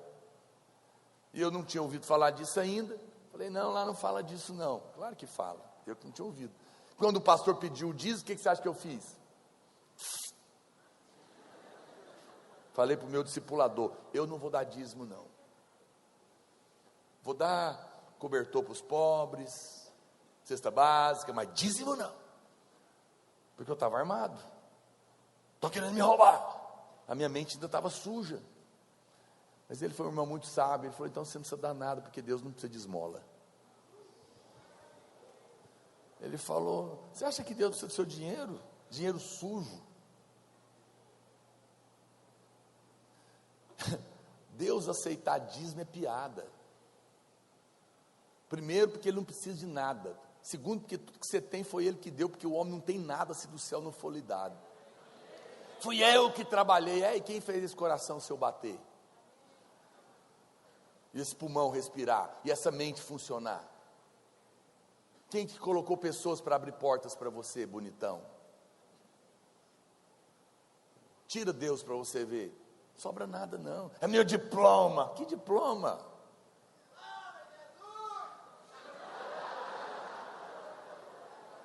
O Senhor é que é bom. Então, é arrogância. Aí, o dinheiro que a gente entrega aqui, irmãos, ele passa no mundo, ninguém sabe aonde esse salário seu passou antes de chegar no banco, para voltar para o seu bolso. Quem é que sabe se um traficante não matou alguém num acerto de contas, e recebeu esse dinheiro, e depois comprou um pão na padaria, e a padaria deu troco para ele, e aquela nota que ele matou alguém que ele recebeu, foi depositada no banco pelo padeiro, e quando o seu patrão foi te pagar o seu salário, ele pegou aquela nota, daquele traficante que matou alguém por aquela nota, e agora está no seu bolso cheio de demônio. Ou então estava na boca de um sapo, fazendo macumba. Porque existem muitas coisas por aí. O dinheiro vem de muitas fontes sujas, e por isso que ele não sobra no bolso de muita gente, porque está sujo. Então Deus não podia aceitar dízimo, porque dízimo é sujo. Então Deus, por amor, você vê como que as pessoas entendem a coisa errada, porque para quem tem os olhos maus, tudo é mal. Para o ladrão, todo mundo rouba. Se você acha que todo mundo rouba, é porque você também rouba. Essa é a sua lente. Os seus olhos são maus. Por isso, aonde você olha, você vê maldade. É melhor você orar. Não estou querendo te condenar. Estou só sendo honesto com você. Fala com Deus. Aí, o que é o dízimo então? Vou usar uma expressão, me entenda. Aqui, literalmente, não vou usar. Mas é quando você traz o dízimo aqui, Deus, por misericórdia, Ele fala, tá bom, eu não podia aceitar isso, porque isso é sujo. Eu não preciso, isso é sujo. Mas porque você é meu filho, eu te amo, e vocês estão no mundo, eu não posso deixar dinheiro tomado de demônios no seu bolso, porque o próprio demônio vai devorar ele. Então traz para cá, porque tudo que eu recebo, eu santifico. Quando você entrega o dinheiro, ele é lavado. Entendeu o que eu queria falar? E aí Deus falou, mas aí como é que faz para lavar tudo? Não precisa dar tudo. 10% para mim vai representar o todo. Você traz o 10%, que tudo vai estar limpo no seu bolso. E uma vez que está limpo, o diabo não pode tocar mais. É por isso que quem dá dízimo prospera. É por isso que quem dá dízimo, o salário dele não é colocado num saquetel furado. Eu não dou dízimo, mas paga não para de pagar batida de carro, remédio, pepino de tudo quanto é problema, juros, não sei das contas, gasta muito mais que dízimo. O ímpio paga muito mais que dízimo, paga na farmácia, paga na pinga, paga nos remédios, paga num monte de trenheira, que não é a alegria dele. Acredite em mim, faça as contas. Mas você não, você dá 10%, e Deus limpa o seu dinheiro e ainda multiplica, porque tudo que Deus recebe, Ele abençoa e multiplica. Ele transforma o dízimo numa semente para você colher, mas quando você come toda a semente, você não colhe nada. Podia tirar dízimo, oferta aqui agora, né? Mas não vou fazer isso não. Nem sei porque que eu estou falando disso também. Deus sabe. É bênção para você. Mas pastor, mas eu não quero. Amém. Deus te ama do mesmo jeito. O amor de Deus é maravilhoso. Então preste atenção. Paulo, ele está falando, esse tipo de fé não vai funcionar. Se a fé de Deus fosse assim, aqui agora eu vou falar para você da fé de Deus e a fé dos demônios. Se a fé de Deus, Deus tem uma fé? Tem. Se a fé de Deus fosse assim, ninguém seria salvo na terra. Veja, tudo que Deus fez, Ele fez falando, foi ou não foi? Haja luz, haja vida, haja os animais, haja isso, haja aquilo, haja porção seca, haja a parte de cima, a parte de baixo. Mas quando chegou a hora de fazer o homem, o que ele fez? Pegou a terra, pegou o barro, ele não falou, porque em relação ao homem, é diferente em relação à criação. Em relação ao homem, há um fazer de Deus, há uma obra de Deus que mostra o seu cuidado e o seu amor. Quando Ele nos viu pobres, famintos, nus e mortos no pecado, o que Ele falou? Você estava aqui, caído, oprimido, nu, vivendo na miséria. Aí Deus olhou lá de cima e falou: sejam salvos, sejam limpos do pecado, sejam curados. E aconteceu? Quando Ele viu, o que Ele fez? Desceu de lá, se fez homem, tomou o nosso pecado e morreu na cruz. Percebe? Por isso que a Bíblia diz que Deus prova o seu amor, pelo fato de ter Cristo morrido por nós, quando nós ainda éramos pecadores. Em relação a nós, a fé de Deus é provada. Ela não é simplesmente uma coisa que Deus falou: tenha fé aí que a sua vida vai resolver. Não, eu te amo, creia em mim, e eu vou te provar que eu te amo. Eu mesmo vou descer, vou morrer no seu lugar para te salvar. Teve uma obra que provou a fé de Deus. Quem está me entendendo? Então, essa é a fé que nós temos que ter. A nossa fé é provada, ou eu diria, ela é comprovada pelas nossas obras. Nós sabemos que somos justificados e salvos e que temos a vida eterna. Por quê? Porque Deus não ficou sentado falando lá de cima que todos sejam salvos, que ninguém vá para o lago de fogo. Não, Ele desceu e foi no inferno no nosso lugar. Pessoalmente Ele veio. Deus realizou uma obra concreta, e por isso hoje eu posso ter fé, porque a obra que Ele fez foi real. Essa é a razão da nossa fé hoje, ser uma fé que é digna de confiança. Tiago 2,17 diz assim também: a fé, se não tiver obras, por si só está morta. Tiago não está negando que a salvação é pela fé. Ele não diz que um homem não é justificado pela fé. Ele apenas quer dizer que ao ouvir tais palavras desse tipo de pessoa, você sabe que a fé dela é morta. Se você pedisse para Paulo vir aqui hoje explicar isso, ele ia falar a mesma coisa, que a fé dessa pessoa é morta. Se alguém simplesmente diz que tem fé, mas não tem uma expressão exterior disso, essa fé dele não vale, essa fé dele é morta, porque não importa quão grande seja a fé de alguém, os outros ainda precisam de veste e comida, do mesmo jeito. Então a fé sem obras é vazia. O verso 18 diz: mas alguém dirás, tu tens fé e eu tenho obras, mostra-me essa tua fé sem as obras, e eu com as obras te mostrarei a minha fé. Qual que é o ponto aqui? A palavra-chave é mostrar. Essa pessoa diz: mostra-me, e eu te mostrarei. Então Tiago 2 não está falando da fé que um homem tem diante de Deus, mas está falando de uma fé que eu tenho diante das pessoas, porque um está mostrando para o outro a sua fé. Tiago está falando: ok, você está falando, eu estou pregando para você aceitar Jesus, porque você é pecador e precisa ser salvo, igual eu fui. Você está falando para mim? Não, eu já creio.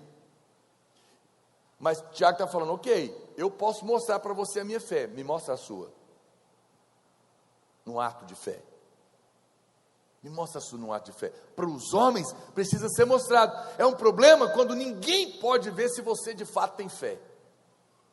As pessoas só podem ver as suas obras.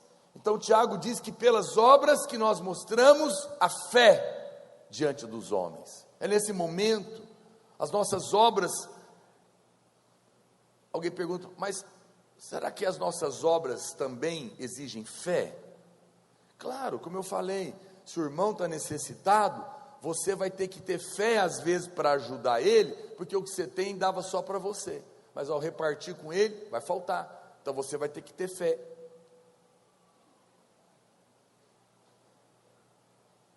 Sem as suas obras, sem as obras, a sua fé não pode ser manifestada. Então, o ponto central aqui não é que a fé é desnecessária, mas que falar palavras vazias é errado.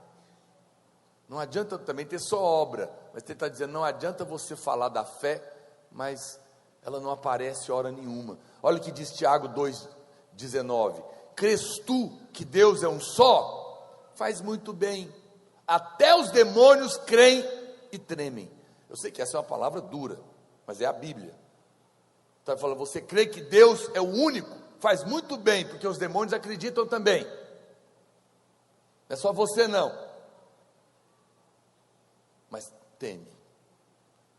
Não caia nessa conversa de que todo mundo é filho de Deus. Isso não está na Bíblia. Todo homem é criatura de Deus. Mas João 1,12 diz: a todos quantos o receberam, deu-lhes o poder de serem feitos filhos de Deus, a saber, os que creem no seu nome. Tem que nascer de novo. E quando você nasce de novo, o fruto aparece. Então, Tiago está confrontando. Ele está falando, você está falando: ah, mas eu creio, o que importa é que eu creio. Ele está falando: os demônios creem também, e morrem de medo.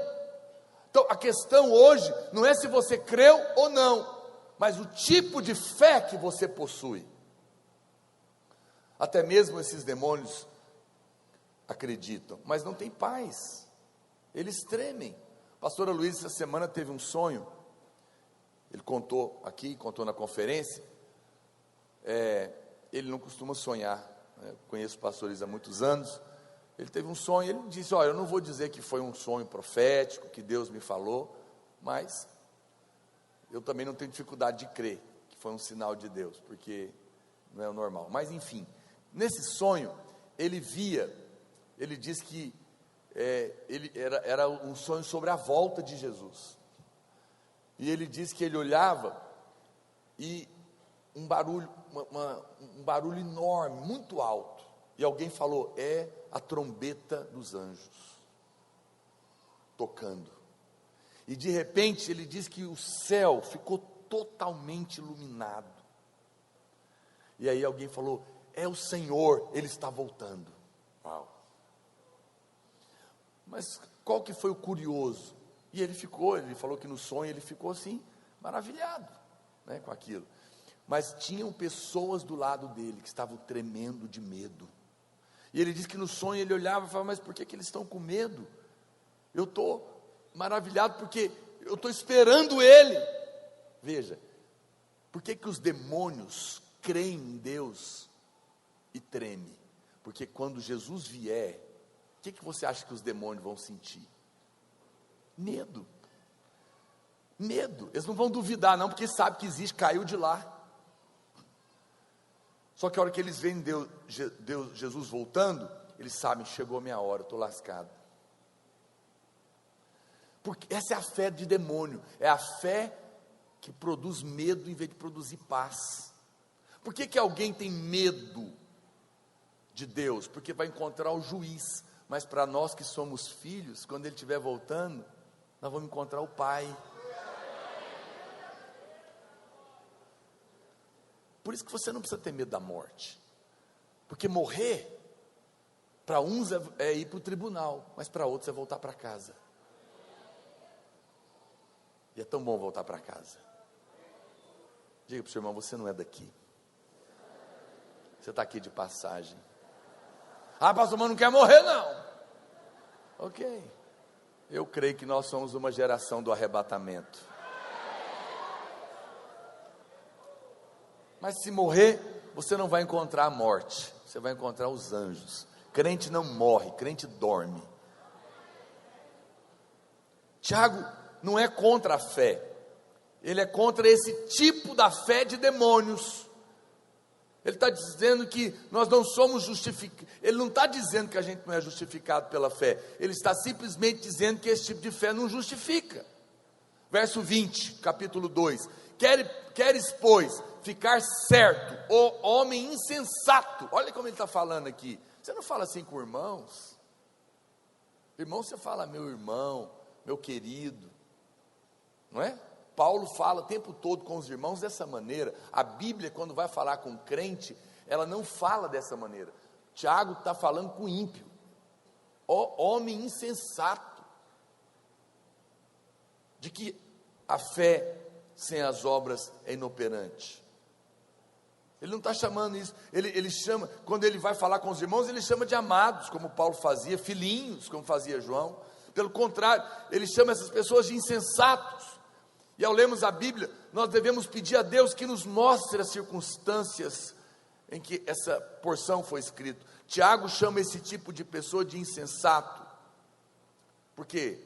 Porque ele já tinha pregado tanto para eles, e eles ainda não tinham visto que precisavam de crer realmente em Deus. Vamos avante para eu terminar.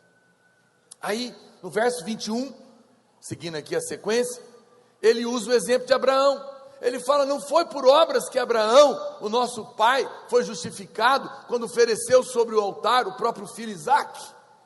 Tiago menciona o caso de Abraão. Paulo também menciona o caso de Abraão, lá em Gálatas, no capítulo 3, e lá em Romanos, no capítulo 4. Paulo usa Abraão para provar que o homem é justificado pela fé, e não pelas obras. Então, o fato de tanto Tiago como Paulo usarem Abraão como exemplo, nos ajuda a compreender a verdade da justificação pela fé. Veja, alguém pega mais uma água para mim.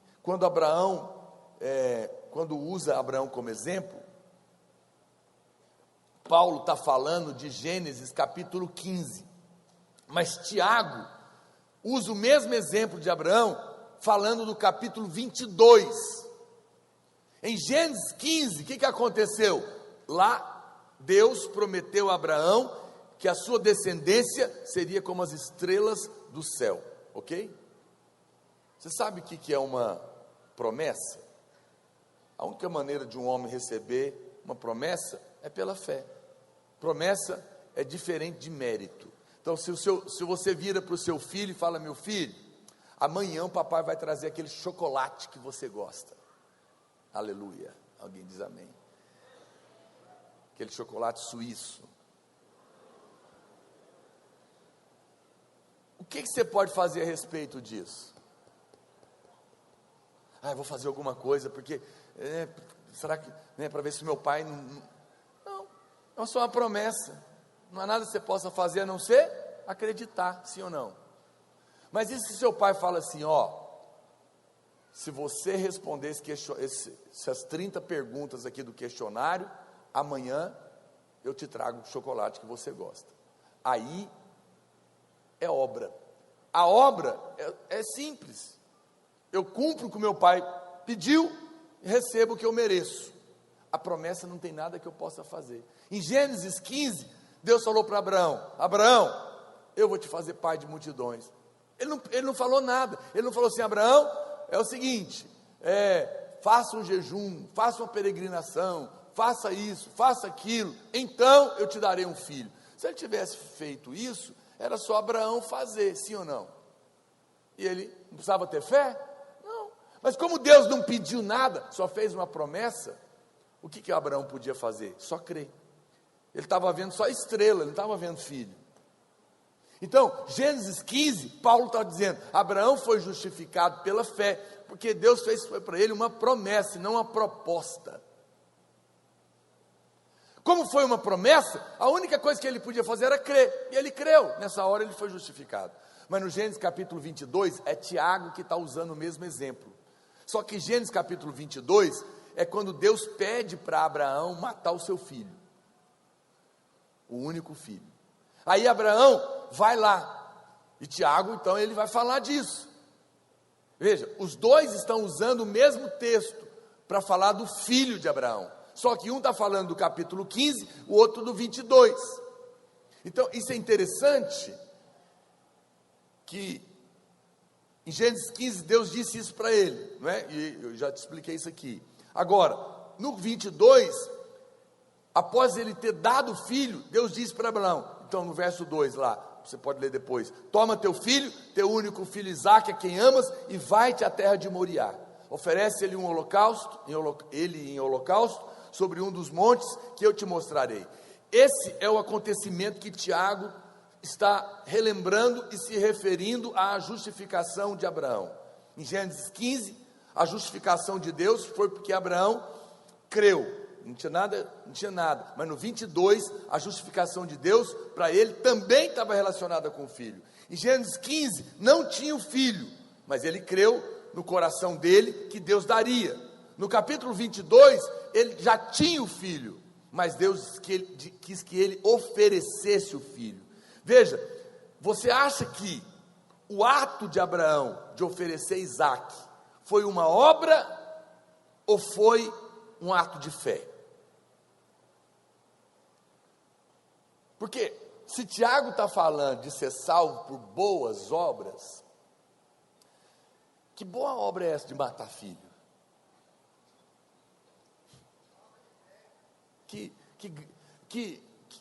Que valor tem isso?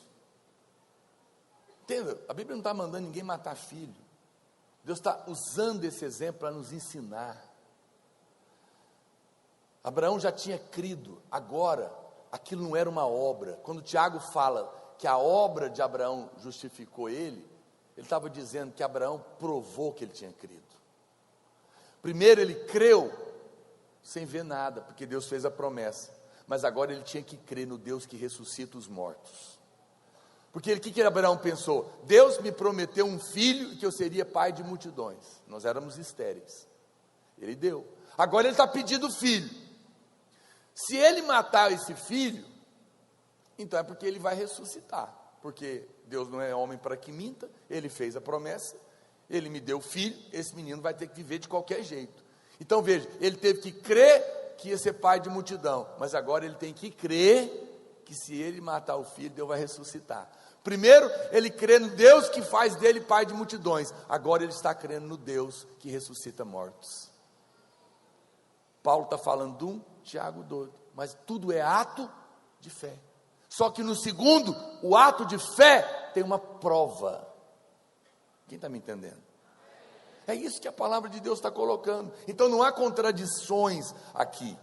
Cada um está sendo colocado dessa maneira. Romanos 4,17 diz, porque Abraão é pai de todos nós, como está escrito, por pai de muitas nações te constituí perante aquele no qual creu, o Deus que vivifica os mortos e chama à existência as coisas que não existem, porque era nisso que ele estava crendo.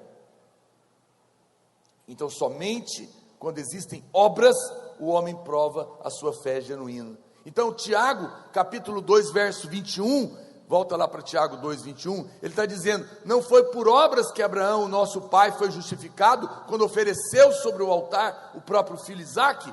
Vê como a fé operava juntamente, não separadamente, com as suas obras. Com efeito, foi pelas obras que a fé se consumou. Foi a obra apenas provou que ele de fato tinha crido. Vamos imaginar que um irmão se converte, e ele trabalha como escultor, ok? Só que a especialidade dele é fazer ídolos, que a Bíblia condena. Ele não sabe fazer outra coisa. A pessoa que diz que creu, você fala para ela: irmão, mas você vai fazer? Você não crê nisso, você sabe que só há um Deus, você vai continuar? Não, mas tem nada a ver, é a minha profissão. Irmão, mas a palavra de Deus é contra, você vai fazer isso? Pastor, mas como é que eu vou viver? Essa pessoa não creu, ela diz que creu. Quem creu é o contrário, ele diz: eu criei, há um só Deus, eu não vou ficar fazendo outros deuses falsos, porque eu não quero para mim, não quero para ninguém. Aí alguém pergunta: mas como que você vai viver? Não sei, o Deus que me salvou vai cuidar de mim. Essa pessoa, com a sua obra, que na verdade é só um ato de fé, provou que ele creu. Quem está me entendendo? Por isso é que não faz sentido continuar sendo safadão. Então veja, um está provando o outro, um está se referindo ao outro. Tiago e Paulo estão apenas falando a mesma coisa. O que ele enfatiza são as obras que resultam da fé. Ele não está falando das obras morais. O verso 24, coloca lá no 24: verificais que uma pessoa é justificada por obras e não por fé somente. Então o que ele está falando aqui nesse texto, que muitos irmãos falam: está vendo aí? Eu espero que vocês tenham, eu já estou encerrando, você tenha entendido. E o que ele está falando é só isso, que a fé que de fato salva é a fé que pode ser provada com as obras, que não é a obra em si. A obra em si é só a mostra de que aquela fé é genuína e verdadeira. Quem está me entendendo? Só isso que ele está falando, não é? E para encerrar, os irmãos podem subir. Ele usa o exemplo da Raabe, no verso 25. Ele fala: de igual modo, olha o que está acontecendo aqui, preste atenção em mim. Não foi também justificada por obras, essa aqui é pesada, olha aqui. Não foi também justificada por obras a meretriz Raabe, quando acolheu os emissários e os fez partir por outro caminho? Verso 26. Câmbio. Porque assim como o corpo sem espírito é morto, a fé sem obras é morta. Então, ele usa o exemplo da Raabe. Era uma prostituta. Que moral que essa mulher tinha? Olha para cá, olha o que aconteceu. Vou te contar em 2 minutos a história. Olha para cá. Os espias, Deus falou: vou dar Jericó, vai lá. Quando eles chegaram lá, uma prostituta acolheu eles, e ele contou para elas tudo que Deus tinha feito, cuidado deles no caminho, e que Deus ia dar toda aquela terra. Olha para mim, que eu sou mais bonito que eles. Então, e aí ele contou para aquela mulher, e ela era uma prostituta. Que obra que aquela mulher podia fazer? Eu pergunto para você, veja se boa obra salva. A Bíblia fala que a prostituta foi justificada pela fé. Mas Tiago está falando que aquela obra dela justificou ela. Que obra que prostituta pode fazer? Gente, eu quero ser salva, promoção, hoje vai ter sexo free. Isso é obra? Coisa horrível, nada a ver, não é? Uma prostituta não pode fazer nada, ela não poderia ter obras para salvar, para ser salva. Ela não tem caráter, ela não tem nada, ela não tem dignidade para fazer nada. O que a Bíblia diz que ela fez? Ela mentiu, e escondeu os espias, traiu a nação. Mentir é errado? Claro que é. A Bíblia condena a mentira, mas diz que ela foi justificada porque mentiu.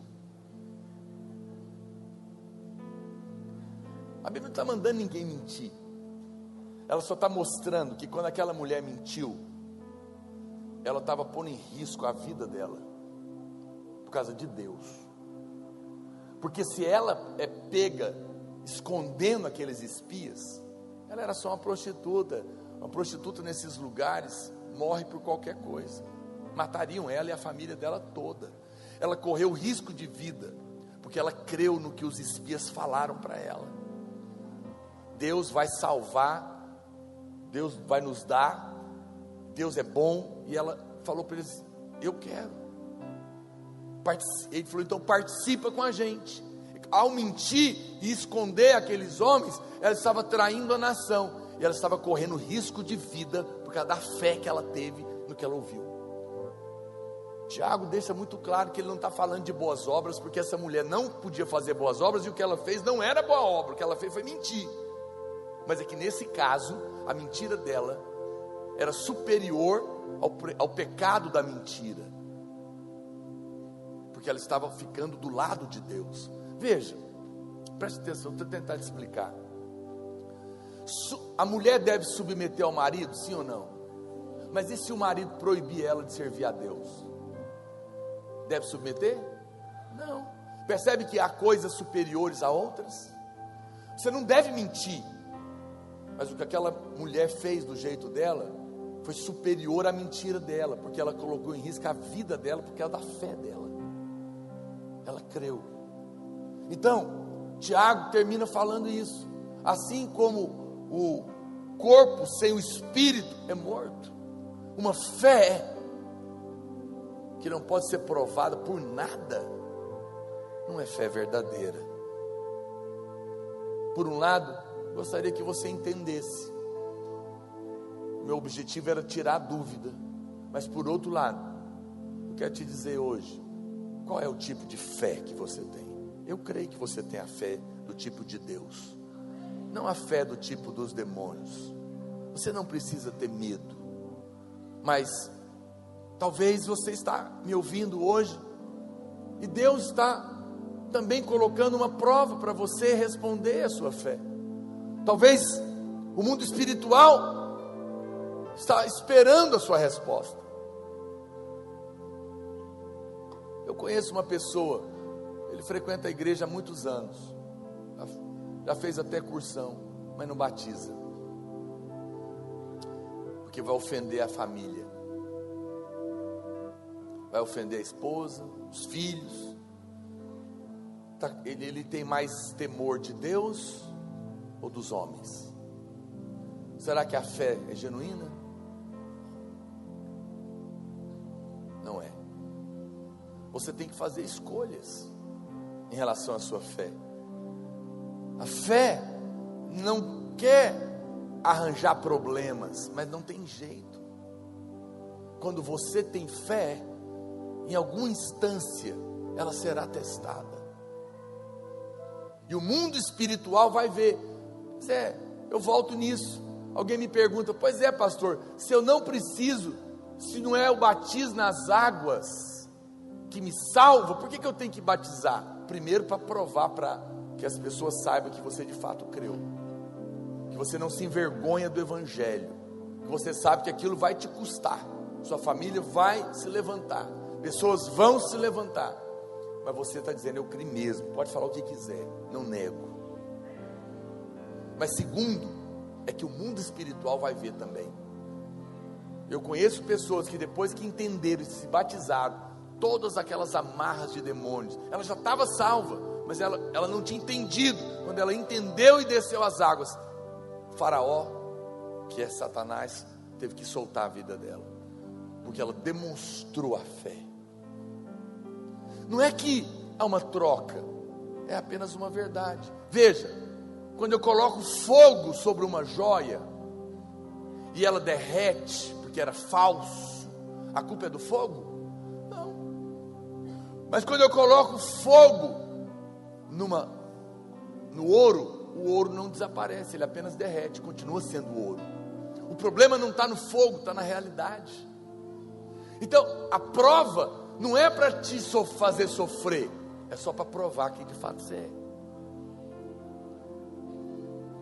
Se hoje o Senhor, eu creio que os irmãos tenham a fé da parte de Deus, eu queria te convidar para ficar de pé, para nós orarmos, para que nós estejamos entre aqueles que a nossa fé não seja morta, mas que quando as oportunidades vierem diante de nós, nós possamos provar a fé e pisar na água, falar: Deus, o Senhor me chamou, eu vou pisar nessa água, esse mar vai abrir, porque eu de fato creio no Senhor e não me envergonho do Evangelho.